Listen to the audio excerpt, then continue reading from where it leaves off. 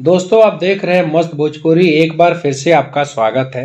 अक्षरा सिंह का नया गाना टी सीरीज हमारे भोजपुरी से रिलीज हो गया है। गाने का नाम है घुघरू। बोल बहुत जबरदस्त है, घुघरू बांध लिया मैंने। गाने का देखा जाए क्वालिटी तो क्वालिटी भी बहुत जबरदस्त है।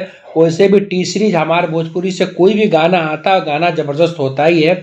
गाने का देखा जाए दोस्तों तो आज ही रिलीज हुआ है, तो व्यूज और इसके लाइक भी बहुत ही जबरदस्त है। वैसे भी अक्षरा सिंह के जो गाने आते हैं हमेशा ट्रेंडिंग में रहते हैं, लोग काफ़ी पसंद करते हैं।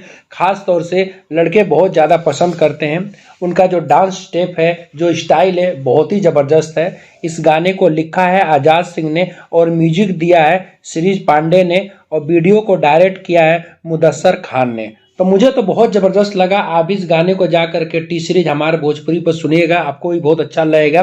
काफ़ी अच्छी क्वालिटी है, गाने का बोल भी बहुत ज़बरदस्त है।